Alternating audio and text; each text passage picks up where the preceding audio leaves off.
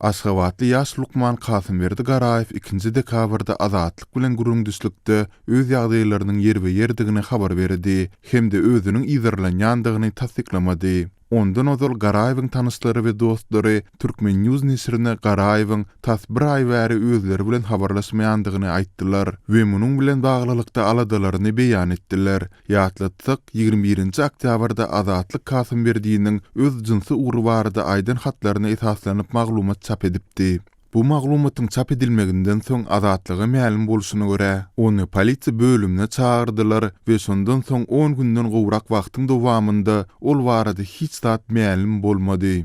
Türkmen Newsyň maglumatynyň ýa-ni azatlygy Kasymberdiňiň kakasy Maksat Garaýew bilen jaňlaşmak başardy. Haçanda biz 2-nji dekabr güni Aşgabat wagty bilen saat 14:30-da jaň edenimizde Garaýewlaryň ulusy şol wagt oglunyň isledigini we 15:00-dan soň dolanjakdygyny aýtdy. Ol eger bir saatdan soň täzeden jaň eden ýagdaýymyzda bizi onuň bilen gepleşdirmäge razy boldy. Biz 15:30-da 2-nji ýazak maksada jaň etdik we ol bize 6-njy noýabrda jaň edilen beýlik telefon belgilerini aýlamagymyzy sorady. Şol telefonyň has oňat işleýändigini aýtdy. Haçanda azatlygyň korrespondenti jaň edeninde maksat trubkany Kasymberdiňe berdi. Ol öz sözlerine görä öýlerindedi we özüniň aman esendigini ma'lum etdi. Şondan soň azatlygyň korrespondenti Kasymberdi bilen video arkaly aragatnaşa geçmek mümkinçiligini sorady. Bir näçe minutdan soň biz bir messengeryň üstü bilen habarlaşdyk.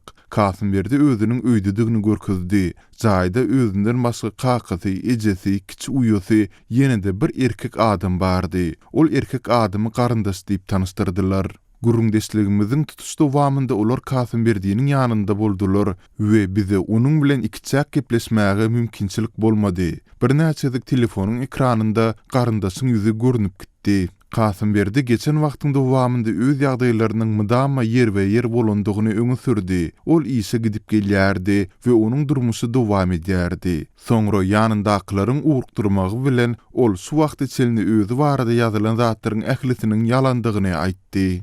Sizin habaryňyzdan soň bu zatlaryň ählisini görüp meniň öýlenmekçi bolýan halaşan gyzymda şüphe döredi. Men ýaňy bir bu zatlary unutup başladym welin ýene-de habarlar peýda boldy diýip Kasymberdi Garaýew aýtdy. Bu makalanyň çap edilmeginden soň 3-nji dekabrda ýerden Maksat Garaýew azatlygyň edarasyna jaň edip ondan ozal garyndaş diýilip tanışdyrylan adamyň aslynda özüniň körpe ogludygyny aýdyp aýak diredi. Ulu Garaýew özüniň hiç kimi garyndaş diýip tanışdyrmandygyny öňe sürdi. Ondan soň kakasy Maksat Garaýew azatlygyň korrespondenti bilen gurrunga dowam edip çyn ýürekden gepleşmegi sorady. Ol Kasymberdi bilen bolup geçen ähli zatlaryň kimdir biriniň provokasiýasydygyny aýtdy. Bilýäňizmi, ol aslynda olar ýaly däl. Kasymberdiňiň geýdäldigini gözüňde tutýar, redaksiýadan bellik. Bilemok, ýöne meniň pikirimçe kimdir biri ondan aralýar. Bu barada habarlaryň peýda bolmagyndan soň ol şok boldy. Onuň Telegramyny, Instagramy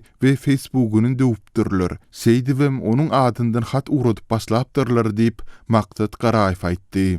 Azatlyk radiosynyň oglunyň hasaplarynyň hamaly döwlendigi barada Maksat Garaýewyň öňe sürýänlerini tasdiklatmak mümkin däl. Şeýle-de olinde oglunyň täze Facebook we Instagram hasaplarynyň bardygyny habar berdi. Garaýewlaryň ulusynyň sözlerine görä bu hasaplary onuň hut özü gözükçilik edýär. Onuň başga Instagram we Facebook hasaplary bar. Biz onuň ad familiýasyna hasap açdyk. Onuň açar sözlerini we belgilerini meniň özüm gözükçilik edýärin diýip Kasymberdiňiň kakasy aýtdy. Onuň Facebook sosial saýtyndaky adyny sorap, biz Kasymberdiňiň sahypasyny tapdyk. Biz onu Instagramda tapyp bilmedik. Görnüşi ýaly Facebookdaky sahypa 25-nji noýabrda peýda bolupdyr. Sahypada onuň çölüň fonunda düşen suratlaryny we videosyny görmek bolýar. Surat we videonyň haçan düşürileni ma'lum däl. Ýöne olar 25, 26 we 28-nji noýabrda çap edilipdir. Ýöne Kasymberdiňiň ýyly eşiklerinden çen tutursa,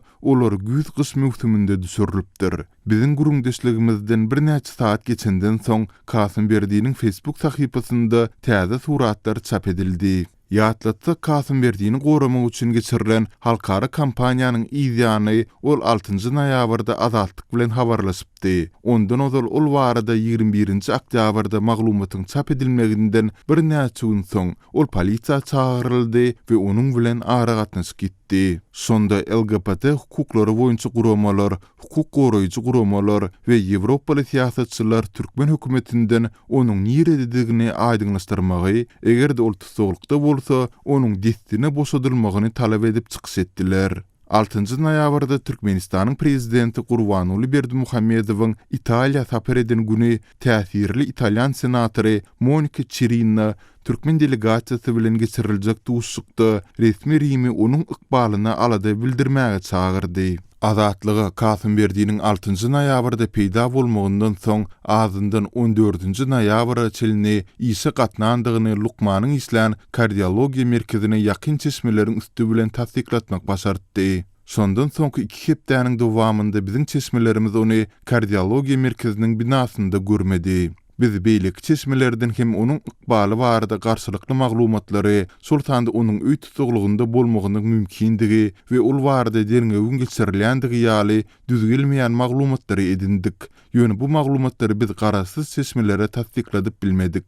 Ýöne Türkmen Newsyň ýazmagyna görä, Kasymyň daşary ýurtlardaky tanyşlary ýaşygydyň ömrüniň we erkinliginiň howp astyndadygyny ynymly aýdarlar. Azatlyk bilen onuň kakasynyň we garandaş diýilip tanystyrylan erkegiň gatnaşmagynda geçirilen gurrundyşlykda Kasımberdi injiliksyzlygyň itaatsyzlygyny ma'lum etdi. Türkmenistan homoseksualizmi jinayet hükmünde izirleyen yurtların katarında galýar. Dünýäde şeýle yurtlaryň sany 60 töweregi bolup, olaryň sany gitdigiçe azalýar. Azatlyk radiosynyň şu ýylyň dowamynda LGBT adamlaryna zorlukly we adamkärçiliksiz çemeleşýändigi barada bir näçe maglumat gelip gowuşdy. Ýöne bu ýagdaýlary tasdiklaýan goşmaça maglumatlary alyp bilmän soň biz bu habarlary çap etmedik.